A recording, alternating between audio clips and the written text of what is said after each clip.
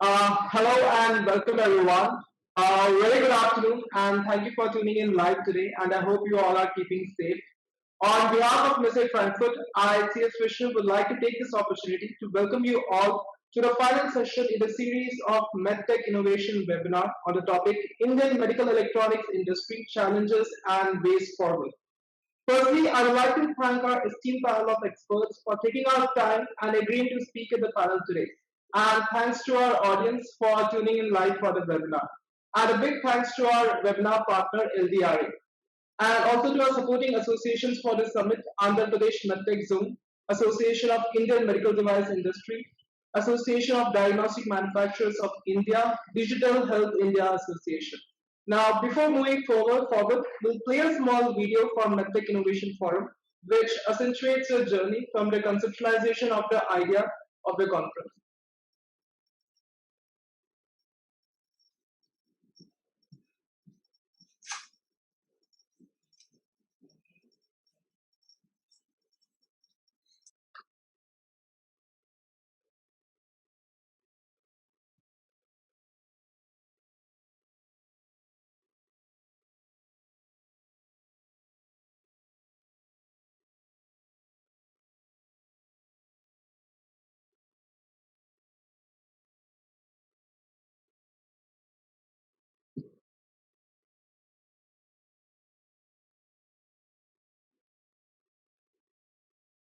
With this, I would like to introduce our esteemed panel of experts today for the webinar. Our first panelist is Ms. Sunita Verma. Ms. Sunita Verma is Senior Director, Ministry of Electronics and Information Technology. Ms. Sunita has obtained her engineering degree in computer science from Institute of Engineering and Technology, Lucknow in 1990 and joined MITI in Microelectronic Development Division as Scientific Officer, and since then she has been associated with MITI and plays a vital role in evolving the research and development base in microelectronics, nanotechnology, and medical electronic area across the country. Thank you, Ms. Sarita. It's an absolute pleasure and honor to have you in the panel today. Thank you. Moving forward, our next panelist is Dr. Rubina Bose. Dr. Rubina is the Deputy Drug Controller, Central Drug Standard Control Organization, popularly known as CDSCO. Dr. Rubina has regulatory experience for more than 19 years and has worked with CDSCO in various capacities such as Head of Division, Zonal Head, Assistant Drug Controller, Drug Inspector, and so on. Presently, she is working as Deputy Drug Controller in CDSCO West Zone. Thank you, Dr. Rubina. It's a pleasure to have you in the panel today. Thank you. Moving forward, our next panelist is Mr. Suresh Kumar. Mr. Suresh Kumar is a CTO, CCS for India and Digital Incubators for GE Healthcare. Mr. Suresh has over 20 years of experience in GE Healthcare and had the opportunity to lead several breakthrough innovations through SW application, platform, and medical devices. Thank you, Mr. Suresh, for taking our time and joining us in the panel today. Thank you. Moving forward, our next panelist is Dr. Vikram Venkateshwaran. Dr. Vikram is the founder and editor for Healthcare India. Dr. Vikram is a strategy consulting professional with over 18 years of experience across healthcare strategy, digital health, public health policy. He is the founder and editor for Healthcare India and serves on various industry committees for healthcare. And has also published papers for a wide range of topics like patient experience, blockchain, and public health. Thank you, Mr. Vikram. It's a pleasure and honor to have you in the panel today. Thank you. Moving forward, our next panelist is Mr. Anil Kumar. Mr. Anil Kumar is a Senior Technical Manager for LDRA India with over 15 years of experience in development and verification of real-time embedded systems. Mr. Anil is a Level 1 Functional Safety Certified Professional with core experience in development of startup code and BSP for various target platforms and RTOs. Thank you, Mr. Anil, for joining us in the panel today. With this, I would like to introduce our esteemed panel moderator for the session, Mr. Shinto Joseph. Mr. Shinto is the Director for Southeast Asia Operations, LDRA India, with over 23 years of experience in handling embedded software lifecycle solutions. Mr. Shinto has built many teams and companies in the embedded system field. Today, within his role in LDRA, he concentrates on creating a healthy ecosystem in the mission security, and safety critical system domain in Southeast Asia. Thank you, Mr. Shinto. It's an absolute pleasure to have you moderate the session today. Among the, attend- Among the attendees today, we have a wide diaspora of participants from different segments such as the medical device manufacturers, government officials, medical device software solution providers, consultants, and so on. For all our attendees joining us live today, the entire session is for 1 hour 30 minutes. If you have any question during the webinar, please feel free to post the question in the Q&A tab, which will be taken in the end of the discussion. On that note, I would like to hand it over to our esteemed panel moderator. Mr. Shinto, I will request you to please take the discussion forward. Thank you, Vishnu. First of all, for putting together a fantastic program like this. Even the initiation, what you guys have taken up, the MedTech Innovation Forum itself, the timing is very correct. Look at the government, the recent budget itself. More and more stress is being given to healthcare. And COVID probably would have accelerated, making us to think about healthcare and medical devices. So the timing and the topic, I think all of you are at the right time. Second thing which I liked about is the selection of the panelists. Today we have 5 people with me. All 5 are unique. So my job is basically to get the best out of all these 5 people. And before I do that, I just want to explain the pattern we want to follow. We would like to make this session as interactive as possible. Means being an afternoon, I would not let you guys to sleep. Don't worry. So what we are going to do is we're going to ask each speaker to speak for only 5 minutes, and then I'm going to ask one question, and then we would come back to audience question as early as possible. So you could park your questions against each speaker. Please, you can write down against which speaker you are asking this question. It will make my job easy, and you will get the right answer from the right person. So with this understanding, let me give an introduction to this topic from my perspective for the next 5 minutes. All of us talk about, digital business, digital India, digital world. But the way the world is going right now, beyond business operations, the concept of digitization is gone to the next level. It goes to products, it goes to services, it goes to economy, it goes to manufacturing, design, development of products and services. Everywhere you can see the digitization world, rocking. Now it brings in equal number of opportunities and challenges. I always believe that more than the problems what we see, we should look at how to encash the opportunities. Even my organization, I kept telling people, don't worry about the problems. It is an opportunity. Just encash it. Given the current last 9 months, whatever happened, almost 1 year, whatever has happened during the COVID era, we all realize that, concept like Atmanirbhar, Make in India, has got more and more relevance, not only from business angle, even from strategic sustainability of our country. So we need to think twice, especially in this context also, not only from business angle. During this period, you would have seen supply disruptions, somebody saying, no, I will not give you technology, I will not give you products. So we need a country, we have a country of 130 crores. We need to be more proactive in terms of planning our strategies.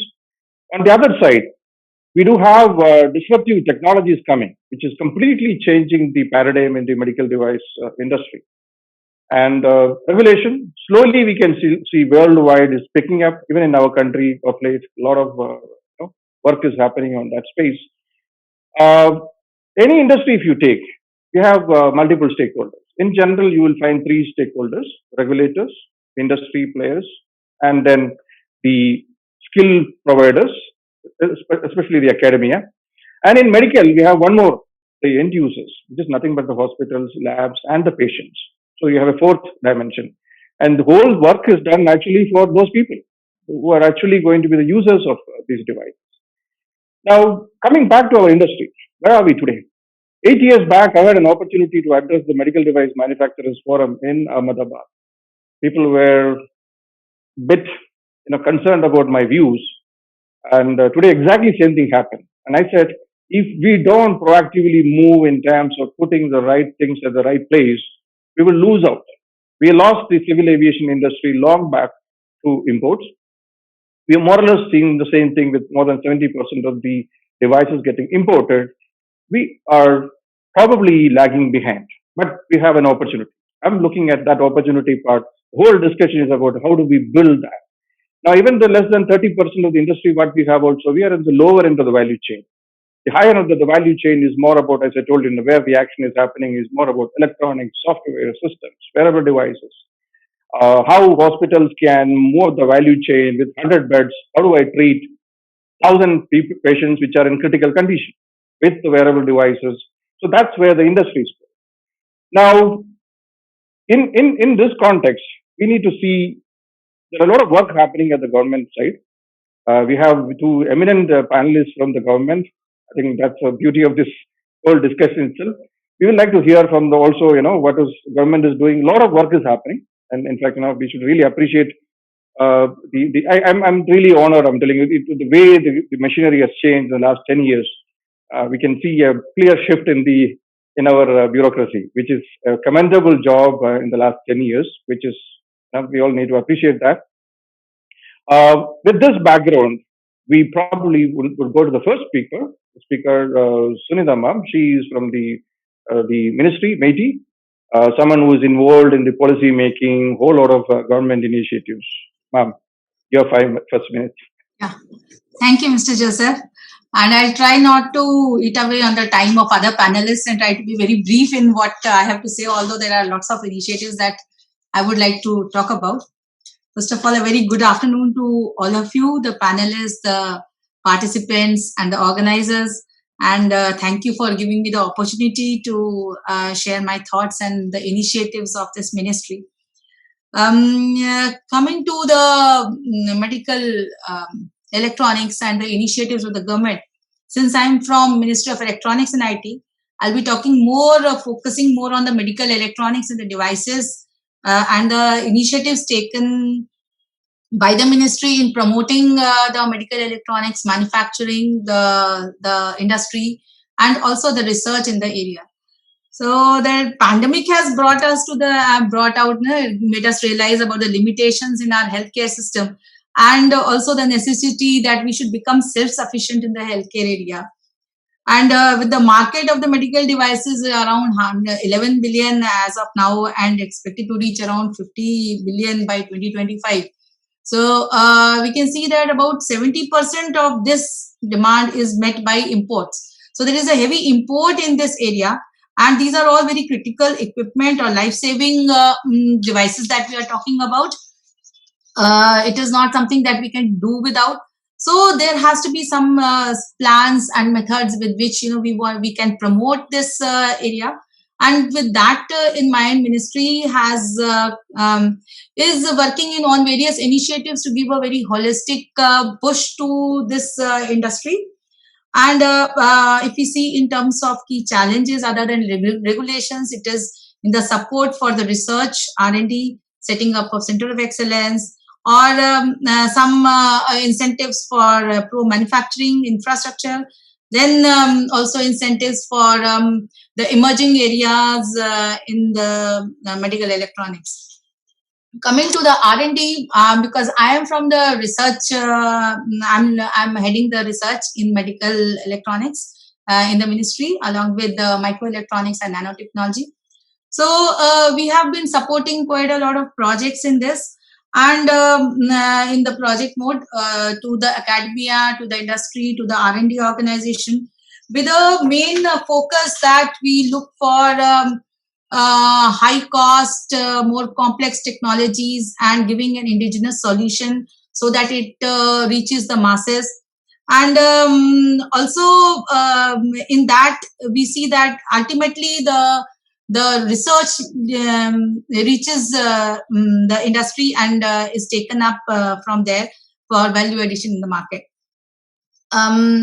If I can name few of the R&D initiatives which have been taken by the ministry, these are in medical development of medical linear accelerators, then closed loop anesthesia delivery system, microwave disinfection system for hospital waste. So these are some technologies which are digital programmable hearing aid. So these have already been transferred to the industry and they are there in some form or the other. Then we are also in the process of development of our own indigenous color Doppler ultrasonography system. Then also we have developed some nanotechnology based point of care devices for detection of amylase in acute pancreas, biomarkers for liver disorders, and detection of Parkinson's disease, nanobio based sensors, and nanoparticle based sensors. So let me also take this opportunity to just share with you the latest feat or the achievement. Just 2 days back, we are in the process of developing our own indigenous MRI system, and I think some of you must be aware about that. So a 1.5 Tesla MR system is being developed by SAMI, and 2 days back we have obtained the first image from our own subcomponents. About I can say, except the magnet, most of the subsystems are developed or indigenously developed, and we are in the process of looking for an EOI for our MRI. So these are some few initiatives in which the R&D is being supported by the ministry, and focusing mainly on the complex technologies which require a good government push and funding. Regarding the innovation and entrepreneurship, because ultimately the whatever R&D has to be taken up by the startups, so we have enough programs for that. So ministry has also implemented specific schemes to boost up the innovation and startups. We have set up some very specific incubators in the area of medical electronics and fabless chip design also, since I'm heading both microelectronics and this. And we are also promoting entrepreneurship towards under the TIDE scheme. We have a technology incubation and development of entrepreneurship TIDE scheme, in which we will be empowering around 51 incubators and handholding about 2,000 tech startups over a period of 5 years. So this includes medical electronics area. And we have yes. We will take up some of these initiatives as we go forward in the discussion. And I have one question, yes. Because I see that, of late, everybody talks about the electronics import is going to beat the oil import everywhere. The discussion happening. But on the same time, we also talk about India as a country. We have a lot of disadvantage when it comes to manufacturing, especially in component supply, a whole lot of areas. Yes. So if we really want to make India as a manufacturing powerhouse, particularly to address this, manufacturing disadvantage, is there any policy from the government which can be done? Yes. Because in this context, today if we are look at for vaccination, India has become a powerhouse for the whole world. So I believe we have all the opportunities. So I want to hear from you. The government yes, policy. Definitely. So government has come out with the certain policies for the manufacturing. We have certain schemes. So these are mainly for the electronics that we have the schemes, and these can always be also used for medical electronics sector as such.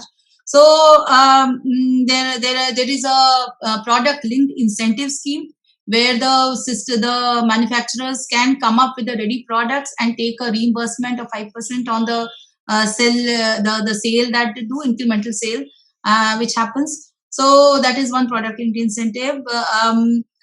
This is at present more for the mobile, but we are expanding it for other areas. So the ministry is coming out regularly with the PLI for various products and areas, sectors.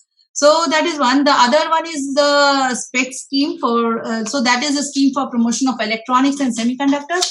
So this one is specifically for all the medical electronics devices also will be covered in this. So any devices. So recently we have funded an industry for development of linear accelerator or an MRI components. So that scheme is there. This is as per the national policy on electronics. Then we are also setting up some electronics manufacturing clusters, so across the country in all the states. So these electronic manufacturing clusters will be actually housing the industry, and will be giving them all the facilities at under one roof. and various incentives are also linked with the manufacturing clusters. So I feel that there are incentives which are given not only by this ministry, but there are from other ministries also are there. So I'm just naming the ones which are from our ministry.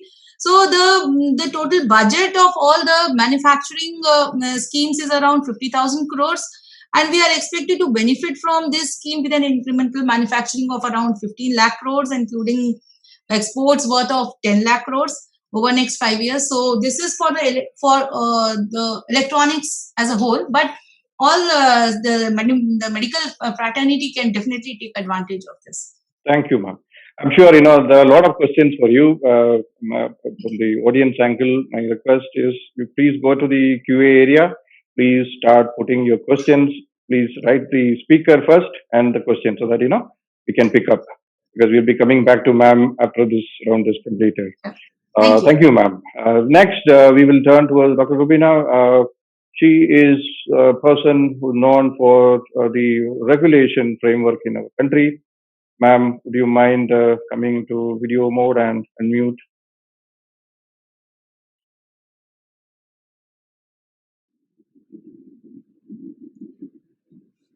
Yeah, so we would like to hear from you for the next 5 minutes, ma'am.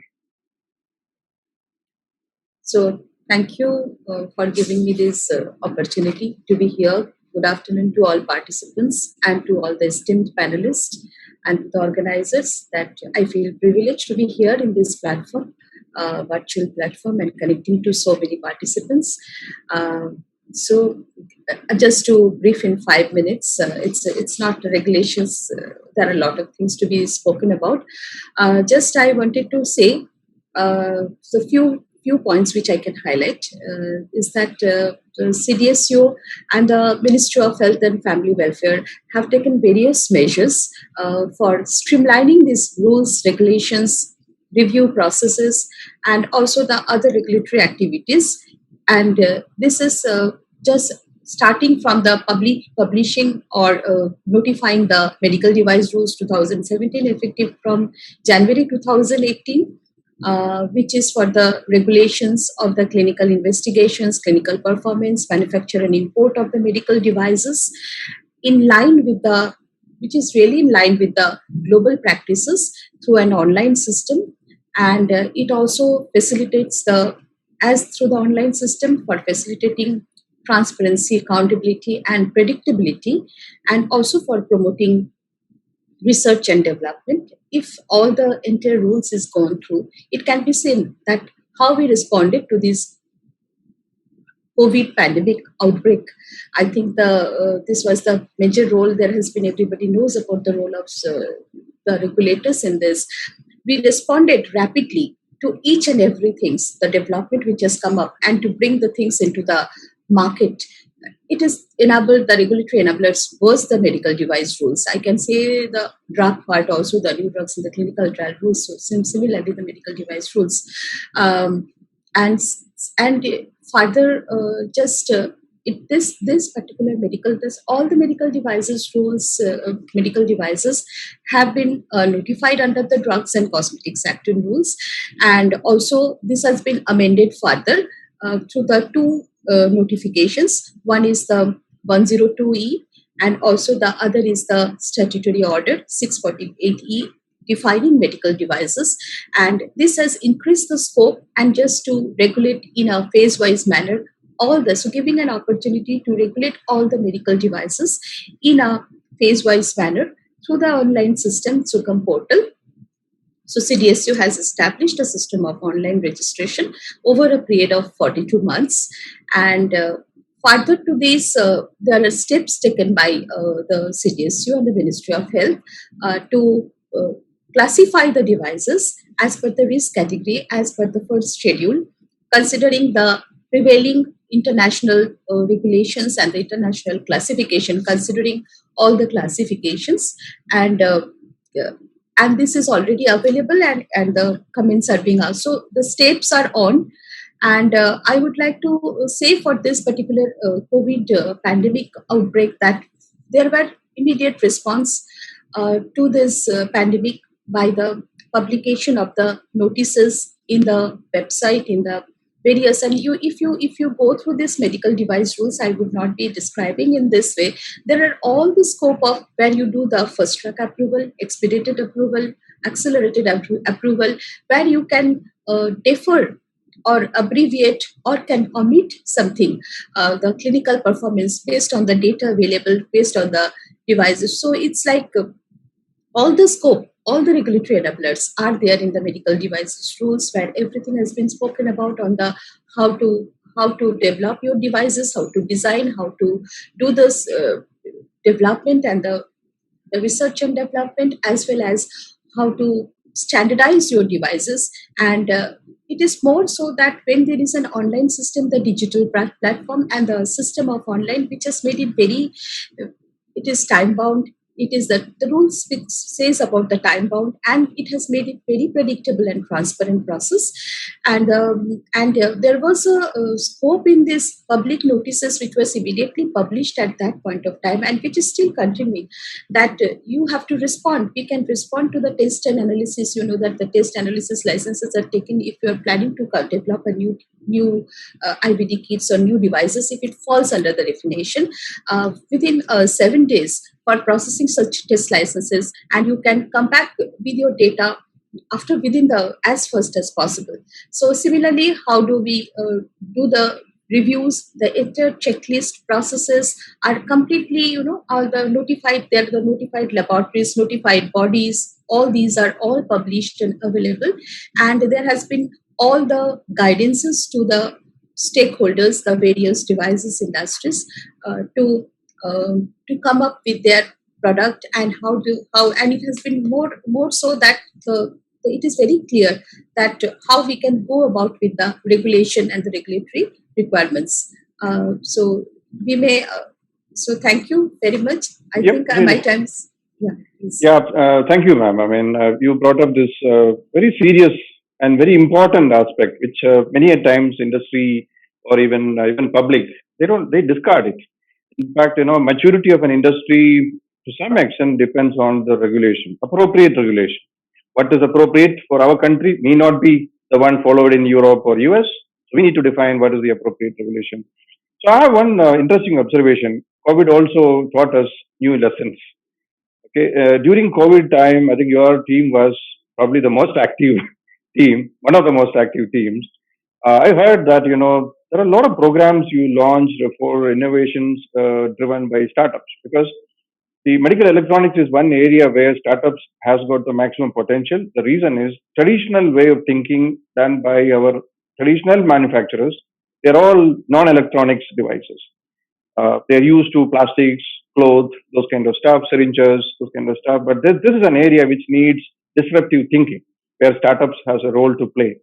So, can you explain, ma'am, what all things you have done in the recent past for encouraging the startups in this COVID era? Yeah. So thank you for bringing this point. So I would just like to say the same, reiterate the same thing, that we have made the public notices. It is, that when you go through the other regulators like the US FDA or the EU and all, so you have to publish the guidelines and you have to facilitate so that was the mode what we want to say. So we published the public notices and stating that anybody can approach the CDSU and the DCGI through the public relation offices, and for the regulatory guidance and the pathway. CDSU has worked in hands-on with the other Department of Biotechnology, wherever all the ministries, the textiles, whenever it has come to the, and just it's out of this that the PPE kits or wherever there is, all with all the related ministries, including ICMR. And the DBT, where the startups and the innovators come in a platform.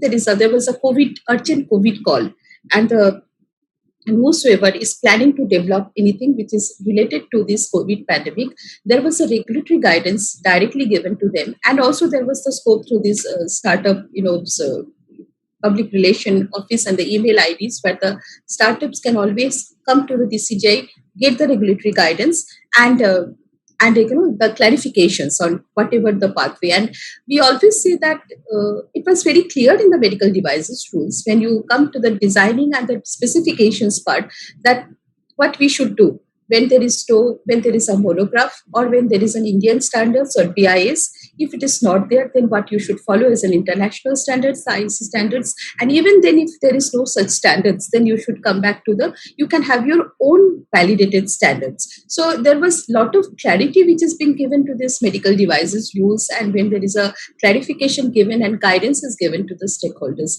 So that is one of the way. We don't want to stop as because something is not there, but we have to we have expressed our flexibility whenever there is a requirement, whether it is, so you have to come back with the standards as it is. And I think the ministry, everybody has seen the Ministry of Health and Family Welfare along with the other have brought up the specifications for various type of things which were as for the COVID pandemic, which was required urgently for the COVID pandemic, starting from the ventilators and others. So I think that was the immediate response, though we have worked in hand with all the departments together to set into this. Thank you, ma'am.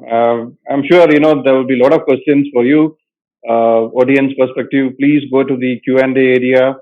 You can write ma'am's name first and then put the questions again as that, because it will be difficult for us to later on, find out to whom this question is directed. So please start posting your questions. I can see a lot of questions pouring in. Really good. And we have the numbers also. Attendees number is also increasing. Next, we have an interesting speaker, Suresh Kumar from G Healthcare. As you know, he's on a different boat. So we would like to hear from him for the next 5 minutes on his viewpoint on this subject. Hey, thanks, Mr. Shinto. I think the topic given to me is around what are the emerging technology in the medical device electronics industry, and also some of the challenges in the product development. In 5 minutes, let me try to cover as much as I can. If you look at the typical technology adoption in medical devices, many a times, we have been laggards, primarily because of the controls and the regulatory requirements that were there in place. You wanted to ensure that technology is well proven before it is adopted, right? Many of these notions and things drastically changed within last, I would say, 9 to 12 months time period, right? One very good example is there was huge resistance for adoption of cloud by many of our customers, citing HIPAA and privacy and other challenges as one of the major reasons. However, with the pandemic in place, people realize that virtual care is a necessity, and many actually within short duration moved to cloud, right? Because some of the solutions that were available in allied areas were easily deployed in medical area to be able to quickly help them. Plus, you also wanted to have remote install. You also wanted to have remote patient monitoring, so on and so forth, right? So many things changed. So in that context, I would like to touch upon existing technologies, which probably is not utilized to the capability in the medical area, which has huge potential. Number one in that list would be I would call 3D printing. 3D printing is there for a while. In fact, it is widely nowadays accepted and used for various surgical instruments, creation, dental implants. Any of you who had visited dentist for any of the procedures, you would have realized that 3D printing is extensively used there. And of course, prosthetic limbs and in orthodontics as well as orthopedics, heavily 3D printing has been used. I think the emerging area with 3D printing is around the bioprinting. That is that has got huge potential, especially in terms of regenerative medicine, what it can do. And the other area is in terms of speeding up the whole pharmaceutical research process as well, right? By the sheer ability of being able to 3D print human tissues or mimic human tissues, we will be able to get rid of some of the animals that are used for various purposes. So this can actually accelerate because the process can be much faster and accuracy can be totally different, right? So 3D printing would be number one to watch out for. And the other area is around telehealth. Telehealth has been there for a while. In India, I have seen Arvind Eye Hospital had the telehealth 15 years back, thanks to Dr. Abdul Kalam, there was he provided some exclusive facility to them where they were able to, like hub and spoke model, they were able to go to the nearby villages and take images, retina images, and like send it back to the central hospital and see whether the patient needed to come for an operation or not. It has been there, but due to various regulations, again, it was only restricted. But again, since last 12 months, things have changed drastically, and we can expect that telehealth to have much further growth around this area. You do see that multiple products have been launched. We have launched a product called Mural around virtual care last year, which is getting good attention, especially in the pandemic scenario. And the next area which I would call out to watch for the next 4-5 years is 5G. One of the major challenge that we have in implementing AI models in some of the healthcare areas is primarily the challenge that you have and ability to get the data out, right? If I have to do some of these AI ML algorithm to run at the bedside, I may actually have to put a supercomputer at every bedside, which is not affordable at all. So and at the same time, I also have a challenge of not being able to take the data out because I may actually lose quite a bit of time in the transit of the data. So 5G can expect to reduce a lot of this time to transfer the data so that we effectively use cloud to be able to run some of these algorithms and be able to quickly pass on to the readings, right? So that's an area we definitely need to watch out. All the three that I talked about, right, actually gives quite a lot of impetus to data and what we can do with data, what we can do with AI, and what we can do with some of the virtual AR and VR, these areas, right? So all of them, I do see that there will be renewed interest and there will be more activity around them. One another area which is very promising and can go a long way is the wearables. We do see that India has picked up quite a lot on the wearables. Of course, the quality and the diagnostic ability are certain things we need to really watch out for. But this is a trend which is going to be extremely helpful, especially for healthcare providers, because, for example, if you take up any healthcare providers today, the ICU, if the length of stay in the ICU goes beyond 3 days, they start losing money, right? However, you want to make sure that post discharge, they still want to continue to monitor the patient. So this is a place where wearables, the 5G, the telehealth, all those three can actually play a very significant and important role. So this is a quick summary of what are the various technology that we need to watch out for. They are not new, but there is renewed interest and focus. Maybe I will wait for questions, Shinto, on challenges in product development.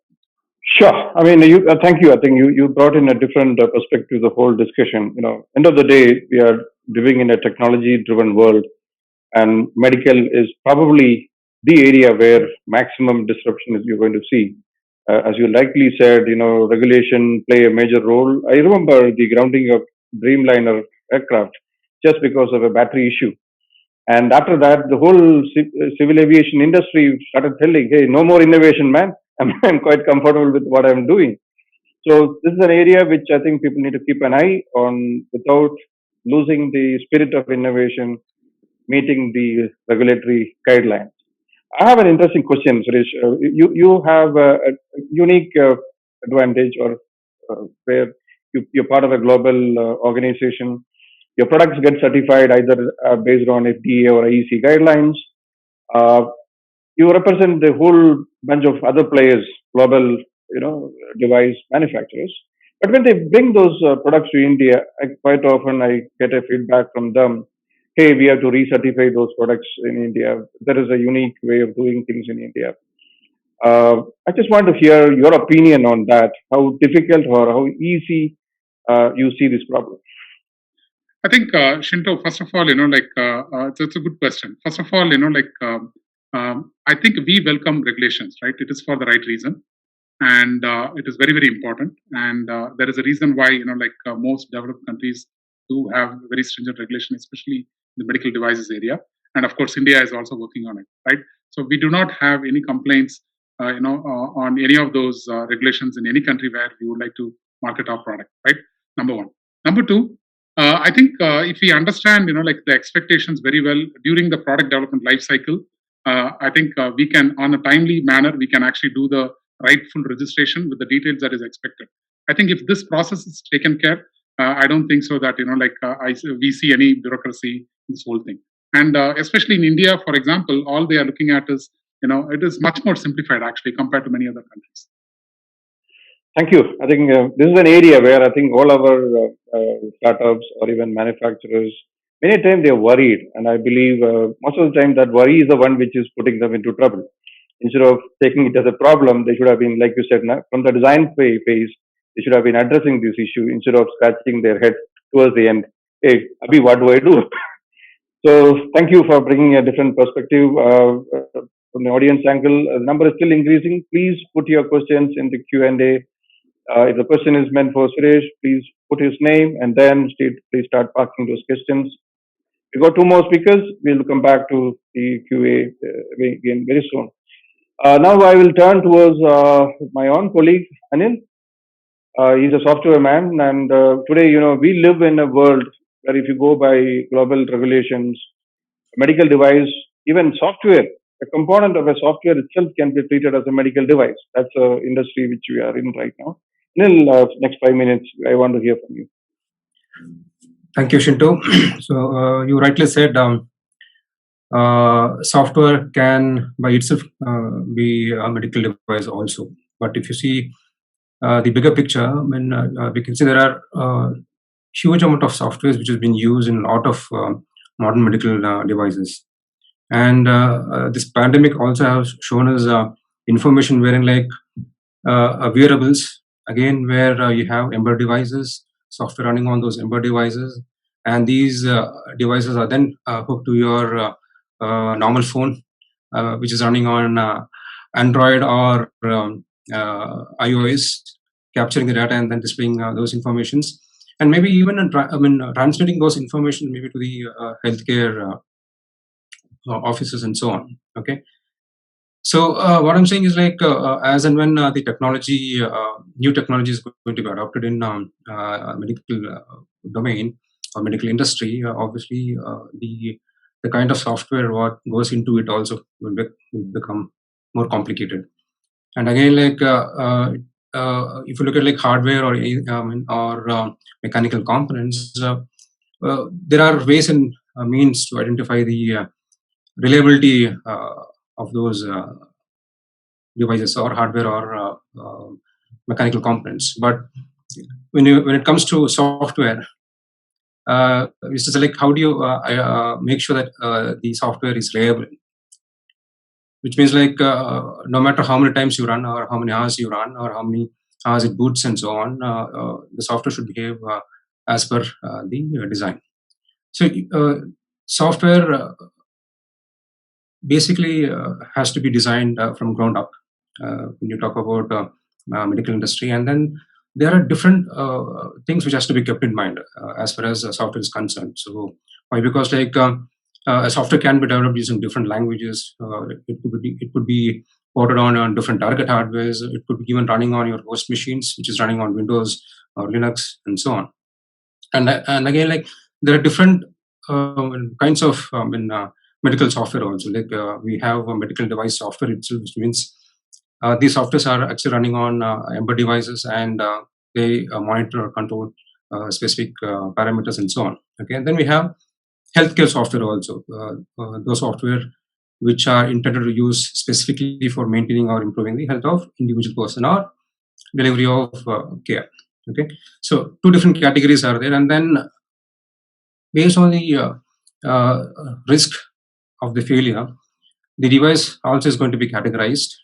Okay, and then those the classification of those devices also is applicable for the software as well. Why? Because many of the device feature has to be implemented using software itself, which means while developing the software, appropriate checks and balances has to be made all through the software development life cycle. So right from which language we are going to use, what kind of a compiler we are going to use, what is the architecture model we are going to follow, and all through the development life cycle, it is also very much important that like to speed up the development time, do you use any automated tools? If you use any automated tools, are those tools qualifiable? Qualifiable, or well, those tools are at least certified by other third-party agencies, and so on. So these are the things which has to be kept in mind while developing appropriate software. And the most important factor as for software is have you built the software from the ground up, keeping in mind the safety of the device. The next thing is, like, as we have discussed, like most of these devices are now hooked to the internet, either to a cloud or directly to another devices, and so on. So which means security of these devices also has become very, very important.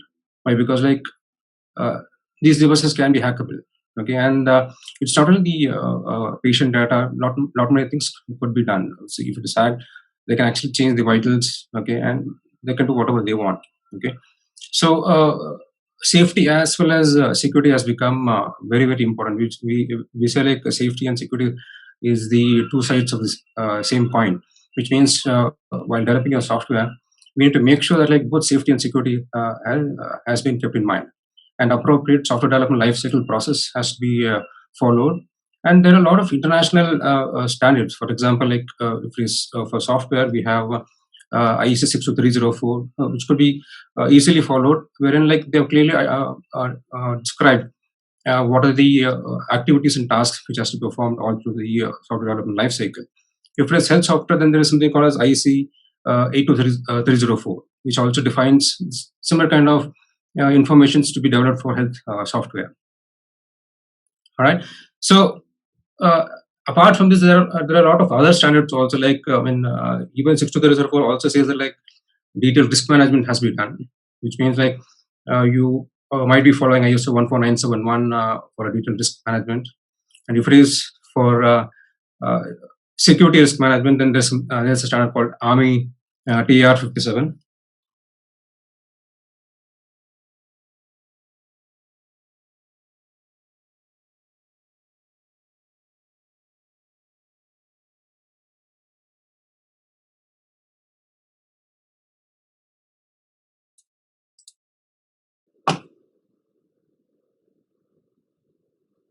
Did we lose Anil?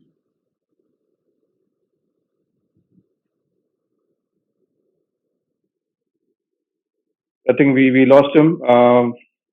That's okay. I mean, we will come back to him. I think his 5 minutes is over. Anil, are you there by chance? Okay. Yes, Okay, there you are. I mean, I have a question for you.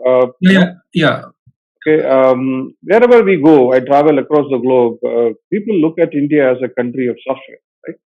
You software guys. I mean, that's the way you and me travel quite often to the East Asia, Taiwan, Australia, Vietnam. They all like Indians. But I have an interesting observation. We are known for IT software skills, but we are not known worldwide for medical device software. What is that you think we should do as a country for converting India as a medical device software powerhouse, in your opinion?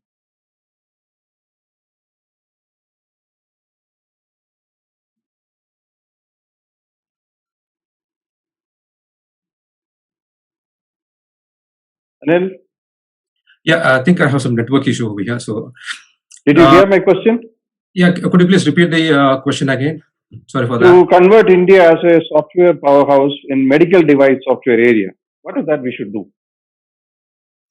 Yeah, you rightly said, like we are called the software powerhouse globally. Why? Because like we know there are big corporates who provides solutions for various domains, which include safety critical domain and non-safety critical domains. And I myself have interacted with big companies who work for aerospace industry, automotive industry, and even railways as well. And we can see like the kind of work they do and the kind of product what they develop over here. It's basically global products, but most of the effort is being put over the over in India itself by these engineers. So what I'm saying is like in medical industry also, like we have access to such good resources. Why? Because like now I'm able to see some shift between engineers moving from aerospace industry to automotive industry. The same thing can happen from automotive to medical industry also, with lot of safety critical experience and exposure and so on. But the most important factor is we need more manpower. So we have manpower, which means like we have every year lakhs of fresh graduates coming out of colleges. But the most important part over there also is like, do they have appropriate skills? So skill building is again a challenge, and I can say like there are a lot of initiatives which is happening from the government side as well. The same thing has to go through the private companies also. Like the big corporates also should invest in skill building, wherein like these youngsters' skills can be improved, and it is the industry which is going to benefit out of it. So if you look at LDRA, like we do have our own initiative which is called as LAB. We call it as LDRA Academic Alliance program. The main intention is basically to enhance the skill set of the students of various universities and so on. It's not only students, even the faculties. So we in fact consult the faculties, and then through the faculty we try to reach the students. So I think like similar kind of a program from various other big cities should help the industry. Good. I think the core issue is basically investing on skills. And as a country, India, if you ask me, our biggest asset is our manpower, what we have in this country. And some people say, hey, too much of population. But I'm telling the other way, it is an opportunity. How we utilize this human capital with the right skills decides the destiny of our country. Thank you, Anil. We have now Vikram. Vikram comes with a very unique background. You know, he also work very closely in the media with his healthcare magazines. Vikram, we would like to listen from you for the next 5 minutes. Yeah, I don't know what is there to say which hasn't been already said. So let me take a very different perspective, right? I was just looking at the Aero India show today, and I'm seeing the pictures that are coming out of the Aero India show, and there's a lot of interesting things that I noticed. One of the interesting things was the number of leaders that were taking trial flights in the Tejas. The Tejas is an indigenously developed aircraft in India, which is a light combat aircraft, and also it's been developed by Hindustan Aeronautics Limited. Now, what is interesting about Tejas is that it is developed for a certain value segment, essentially to replace the MiG-21s, which are our interceptor aircrafts. Bulk of our Air Force is interceptor aircraft, and MiG-21 does that role today. And the LCA or Tejas is supposed to take that role. Interestingly, a lot of foreign countries have shown a lot of interest in Tejas, and they want India to export Tejas to them. Why is that related to medical device? You might ask me today, why am I talking about an aircraft and aeronautics and engineering? The thing is, I've spent about 18 years in the healthcare industry, first as a caregiver and then as obviously a consultant. I do a wide variety of things in healthcare and technology. But in order to build a product that can go global, and that's essentially the question we're trying to answer here. Firstly, it needs to address something in the value segment. If India had started thinking about building another supersonic jet fighter, like the likes of Lockheed Martin prepare, or some of the other players who manufacture these aircrafts, I think we would find ourselves lacking.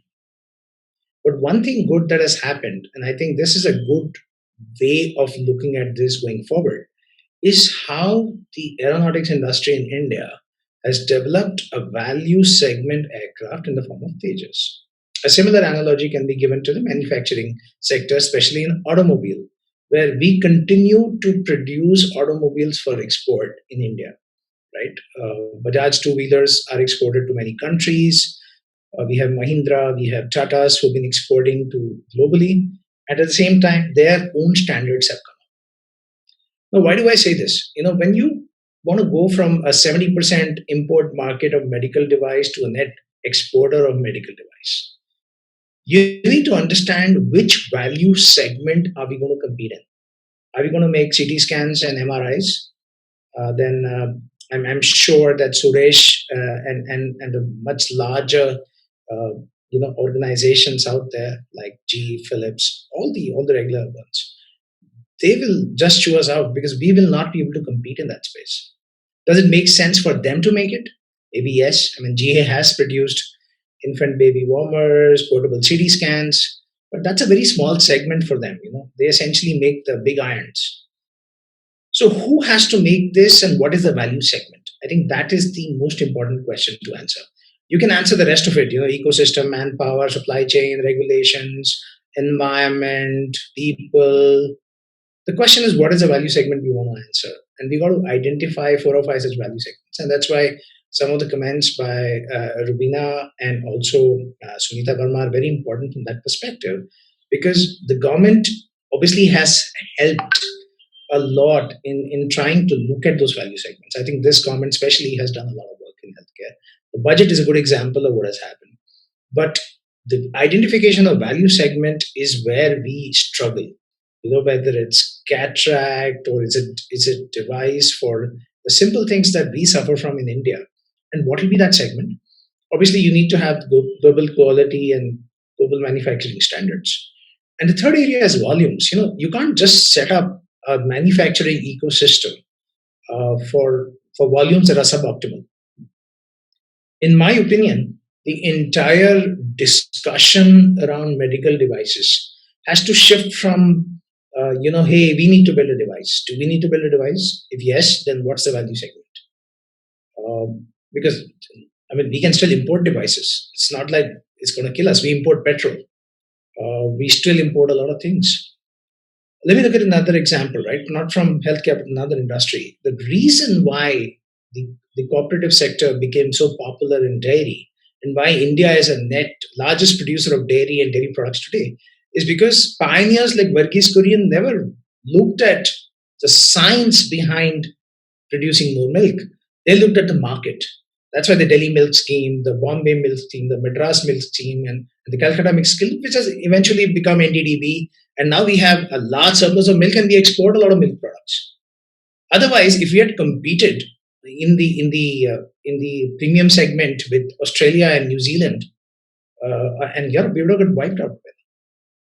So idea is first find the value segment, understand what is it that we need to produce and why we're producing it. So it has to be more of a business discussion. Secondly, obviously you look at regulations, environment. I'm not disputing that.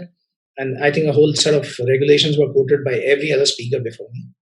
Last but not the least, where the volume is going to come from. As a business decision, as a businessman, it makes no sense for me to produce a device which does not answer these 3 questions. Shinto, that's my pitch. Thank you. In fact, I was about to ask you a question in the same direction. So you already answered my, what I wanted to ask you. But then I should ask you something interesting, because you've been writing a lot about, the sector. There is a 4th element other than regulation, industry, and the skills part. The 4th element is the end users, which is basically hospitals, labs, and the patient. The most important is the patient. How do you see these 3 players? We are talking about disruption, electronics manufacturers. What do they think about what we are talking, according to you?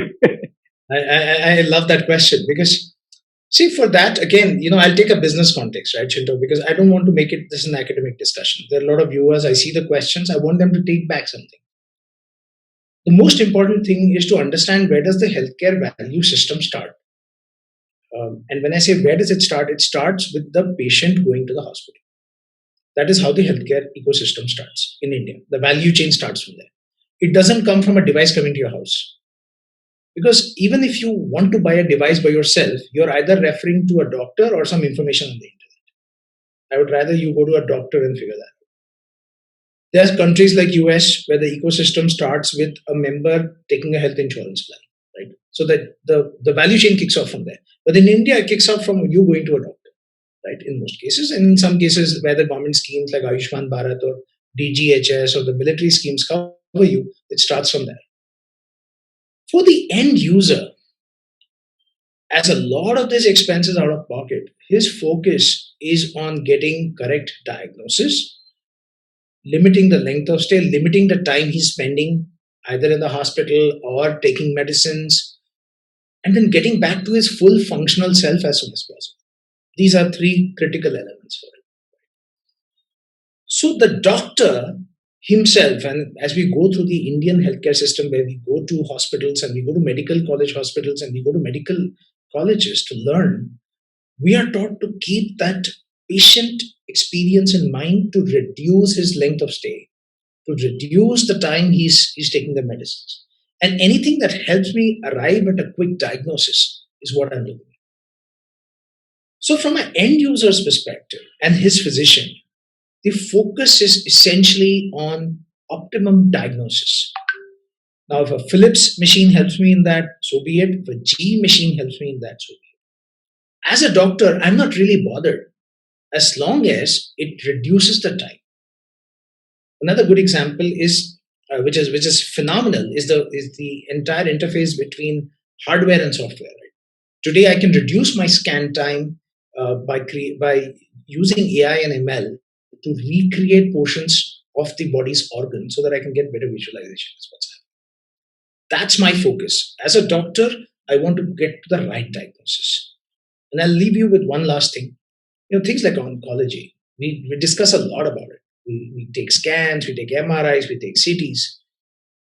In oncology, as a clinician, your first line of attack is your best line of attack, whether you go surgical, chemo, or radiation. Anything that helps me decide that this should be my first line of attack is welcome. So from an end user perspective, I think end users are mostly device agnostic. As long as it's helping them reduce the diagnosis time, increase the efficiency, reduce the cost, we're fine with it. Thank you. I mean, I think you had answered to the point to my question. I know Sunita ma'am, she has got another assignment. Ma'am, I would appreciate if you could take a couple of questions. Starting from the first and second itself. What is the role of biomedical engineering in medical electronics? I know you drive a lot of R&D. You are the right person. Yes. So, to tell you the truth, we have not taken as such very focused research projects or in this area, but we do have a few to on and off projects that we receive. But I also feel that in this present era, we do need very focused plan for biomedical engineering projects, and because it's not only biomedical engineering, but because there is slowly the technology areas are merging. There is no distinction left between nanotechnology and medical. There is nanosensors based medical electronics. So those type of interdisciplinary projects are what I think we need to take up, and also like medical electronics with AI, ML, and AR/VR is what I think we are focusing on. We are going to we are evolving a project in a big way, which is in line with National Health Mission, and because we have certain standards which need to be adhered to for EHRMS. So we are trying to see that we have a program which for various the small different solutions that the industry comes up with. So those are mapped with the standards which are being expected from Ministry of Health. So there is another program that we are thinking of for AR/VR based medical applications. So in that area, I think we have looked at, but at present, I don't think we have any specific projects in this.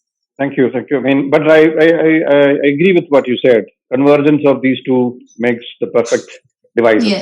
Yes. And in the years back, I was talking to one of my customers, and end of the discussion, I asked, "Are you a doctor or an engineer?" Yes. He said, by profession a doctor, but I am an engineer now. Oh, so that's Yes. so that's the beauty of this area. Now, Yeah. ma'am, one more question for you. This is probably from the academic side. Those who are pursuing currently bachelor's degree now in biomedical engineering, how they develop their career path further to move up ahead with innovation, especially in research and development. Do you have any advice for them? Yes. So, okay, for the I would like to say that in the biomedical engineering side, there is an opportunity for the students as well as for the startups or for the manufacturers to actually take up initiatives for development. So I would like that to be taken up. And for the skill development, I think we have AMTZ is your partner. So there are enough skill development opportunities available with AMTZ. They are giving some certificate courses there.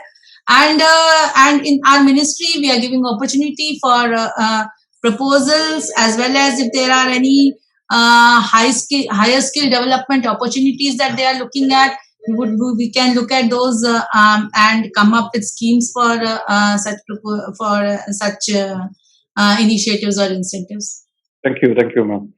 Now the next question I see directed towards Rubina, ma'am. How changes in the regulation landscape has contributed to curb medical imports? Quite interesting. Yeah. So what is the question? Can you just please repeat? How changes in the regulation landscape has contributed to curb medical imports? I mean, another way, have you done anything in the regulatory framework to prevent unwanted imports?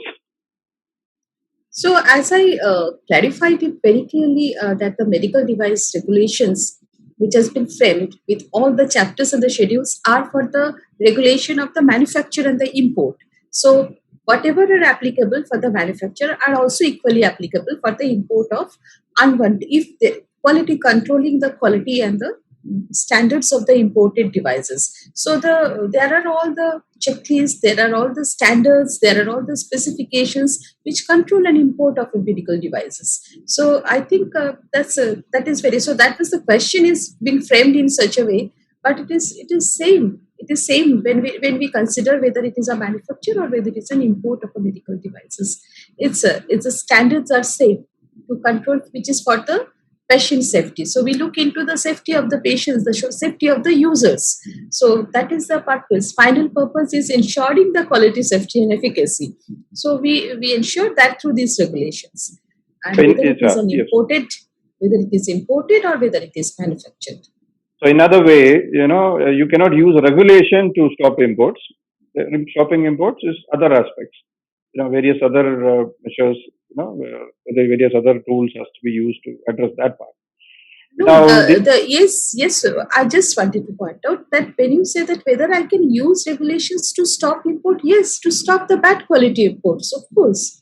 Wherever there are bad quality products imported, it can be used. That there are all the ways where you can issue the various notices. The regulatory actions which can be initiated against bad products. So there is always the scope. Yeah, whomever is meeting the guideline is welcome. Right. Yes. Exactly. Thank you. The next question towards Suresh. What is your view on scope of AI in digital healthcare? Currently, AI is used in other industries a lot, but not in healthcare. What are the challenges in this space? So number one, it is actually used in healthcare. So let me correct that notion. You can follow us on LinkedIn. You will see multiple products, software applications that have been released utilizing AI. But the notion of the question points out the challenge that we face in this area, right? Number one is of course you need to pick up the right problem, right? What is it? So you can't use same tools everywhere. You can't take same hammer and make it everything, right? So you need to identify the right problem. Number one, which will get the most benefit from AI. And number two is data, right? Data, in a sense, in healthcare is a little bit more difficult, primarily because of the HIPAA and the privacy concerns that many which can actually lead into like big trouble for the healthcare providers, right? So due to which there are two challenges that happen, right? Number one, people are not aware that like it is possible for us to protect the privacy and still like share data. So that is very less. So a lot of time is spent actually like showing up the right tools, which are again there are certain regulations which those tools also go through to say that like it can ensure that like privacy is taken care, privacy concerns are taken care. Number one. And number two is, even if like people are aware that like these things can be taken care, they have also become greedy, right? They think it is oil, and I need to keep the oil. So both of this are definitely are challenges today for like AI to go big on healthcare. So if this challenge is taken care, right? If data is available, I don't see the turnaround time on like developing an algorithm for a particular problem. That's not much. Right, the knowledge and the experience people have gained applying it on some of the problems actually has led us to like, for example, classification problem, typical like classification problem, all those things like are in same manner can be actually applied in healthcare as well. Okay, so the turnaround time to develop a right algorithm which has got very high sensitivity specificity is very, very small. The biggest challenge like in this whole development cycle is the data, right problem, and like right data. Right, those are the two biggest challenges. So, in other way, when I see this, what I am seeing is there is capability existing, action is happening, but unfortunately, it is not reaching the right set of people. So that is where actually the ecosystem can step in and do something. The next question is actually somewhat linked to this area itself. How do we connect people?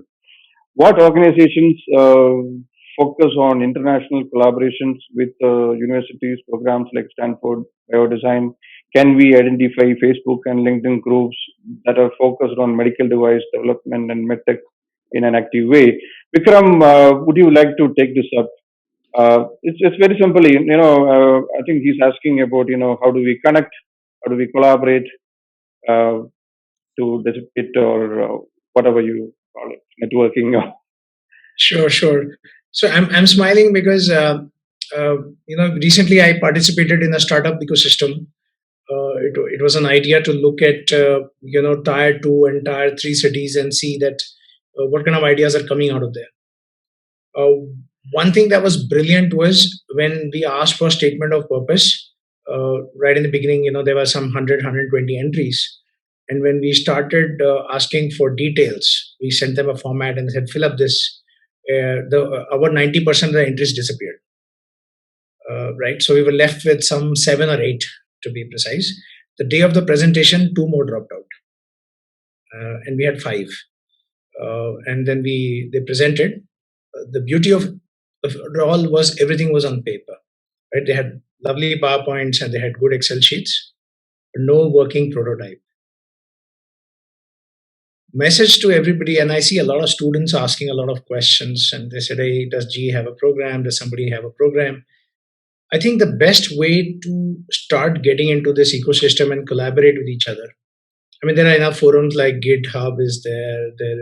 There's so many other forums, but the best way is to start building a prototype. I think what prototyping teaches you, rapid prototyping that too, is not being taught in schools. It's not being taught in colleges. If you look at the basics of Scrum or Agile methodology, try building a product that gives value in the least amount of effort, and see if you can push a prototype out. I think that's what is missing in India.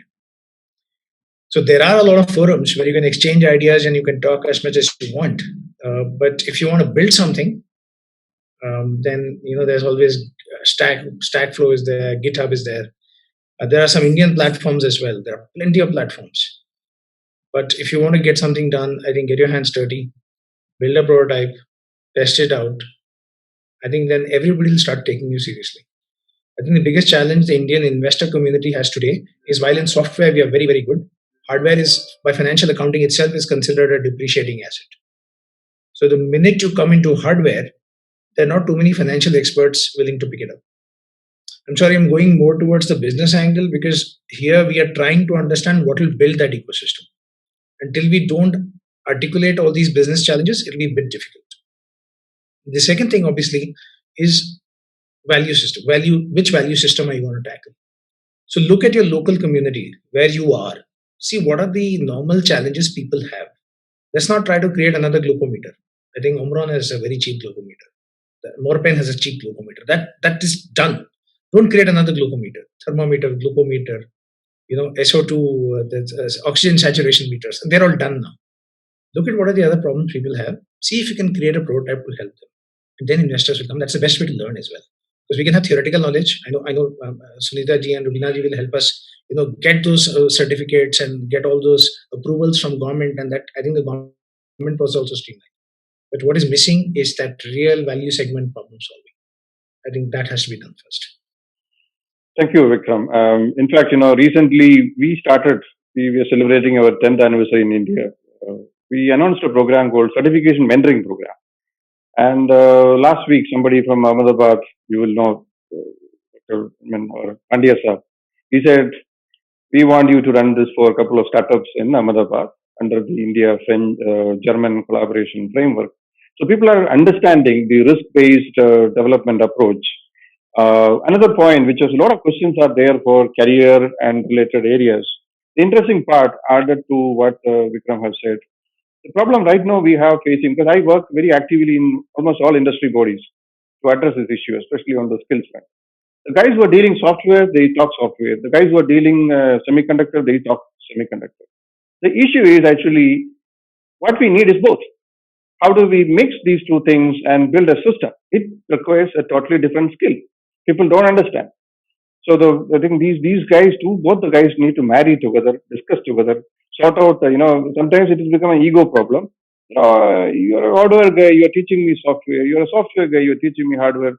Hey, Baba, let us build some solid devices, boss, which needs both this thinking. So it needs, I have an analogy, which I think will not go missing. And I've spent a lot of time in the startup ecosystem, both as an investor, evaluator for healthcare. So Indian startups are like a hammer searching for a nail. I'm sorry to say this, but there's no better way to say it. I have a hammer, now I'll hunt a nail to hammer it in. The other thing is not happening. The nail that needs a hammer. So first identify a problem, and don't identify problems in the US and Europe, and the best minds in the world are working towards it. I think what we need, if you have to make a built-in India product, first identify the problems that are in India that need solving. That is your nail. Then you look at your hammer. And please don't start building the hammer without having the right medical skills on board. 2 software engineers don't equate a medical device. You need doctors, you need nurses, you need intensivists, you need all those experts, biomedical experts. I'm seeing freshers, I'm a fresher, can I get experience? You are the most valuable thing because nobody knows how to build a medical device apart from understanding the human body, and you are the only set of people who know. Interestingly, they don't come with this baggage. I'm a software guy, I'm a hardware guy. You guys are open to learn things. So. And have you noticed that most of the startups come from very startup ecosystem? They build wonderful products. Wonderful products. There is another question. Is it possible to file an IP in India for medical software for medical devices? My answer, according to me, it is possible. You just need to reach out to the patent office. There are a lot of government initiatives also to encourage patenting, because patenting is the key thing in today's world. Please reach out. There are a lot of forums available. Somebody asked, right, LinkedIn. Please go to LinkedIn itself. You will find a lot of groups discussing, patenting itself. So there are agencies or even startup-driven organizations like TAI, those kind of forums helping entrepreneurs. Please reach out to them. There is one question I saw very specific to.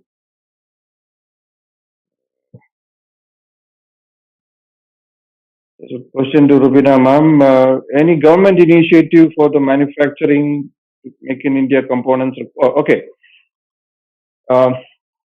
Ideally, I think this should have been going to Sunita ma'am. I think Rubina also can address this.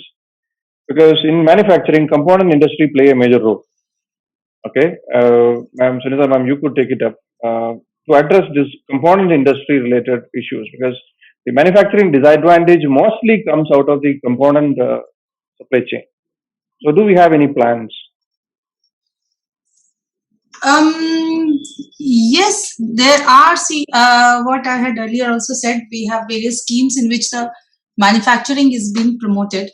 So the manufacturing of components as such is not given a separate incentive, but it is part of the electronics manufacturing scheme. So anybody can come and apply for the development. But like taking up from where Vikram was pointing out that we are looking, we have a hammer and looking for a nail. So the approach that the government is actually looking at is development of systems, coming together of the expert groups, because they are all domain experts in their own fields. So they should all be brought together to develop some indigenous medical devices, components, equipment for the system. So it is not that we are looking at piecemeal solutions, that okay, there might be some systems which are being imported, but we want to have value addition. There we have the spec scheme where the manufacturers that can come and take the incentives for setting up the manufacturing plants. Then we have the product linked incentives where the components industry can come, manufacture and take some incentives from there. So these incentives are already in place, and for different specific sub-components or for subsystems. But as a whole, what I will say personally, what we are looking at, is also that we look at major import items in medical electronics industry, and we try to come up with our indigenous solutions which will be cost effective as well as an import substitution. Yeah, And we can look at on the whole what we would like, slowly doing some value addition in the existing systems, or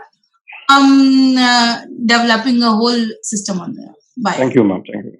Anil, I got one question for you. How IoT, Internet of Things, be more advanced to solve current medical challenges? Would you like to take it up? Yes, Shinto. So it's called as IOMT in medical industry, Internet of Medical Things. I think it is in a similar line with respect to the IIoT in industrial systems as well. And I think more and more devices are now hooked to the internet, and many of them are like embedded systems and relaying some information to maybe a network or through a cloud or through maybe another devices and so on. Okay, so Internet of medical things, I think it's going to be there for sure for at least for a couple of years. And only thing is like when we talk about IoMT, unlike unlike the IoT, where there is no requirement as far as specific standards with respect to security is concerned has to be met. Whereas like when you talk about medical IoT, then obviously security has to be taken up into a very important aspect, which means the Army guidelines, or how do you build your systems or software systems from the scratch, keeping in mind the security of your systems, which includes both hardware and software. Now, it is like the security can be enhanced with specific hardwares also. Like if you see, like there are a lot of integrated circuits which has a lot of encryption IPs, then a lot of other methodologies also in the semiconductors, wherein like it can add one layer of protection as far as your communication or your application is concerned. But looks, I think Anil, we lost you. That's okay. I mean, we'll just move. We are coming to the end of the discussion, and I saw some interesting comment that can LDRA, GE, MIT come together to address develop courses it is a possibility. In fact, I've been invited to chair a skill council with the automotive initiative. What if that includes software? So with Aspire, so similar forum, I think we could look at for medical devices in our country. I'm sure we will try to discuss this kind of initiatives with Messe and other stakeholders. With this, I'll just conclude the discussion. The interesting part is I really appreciate. We are still questions coming in, pouring in. We have a limitation of time. The summary is very simple. We have a great opportunity. We have it is not a problem area. It is a great opportunity for us. Like Vikram said, it is all about picking up the value chain where you want to be. From the government, we have the right policy frameworks in place. Where from the regulation, we have the right initiations coming up. They work around the clock to make sure that you should see the fire in the system, government, the machinery in terms of.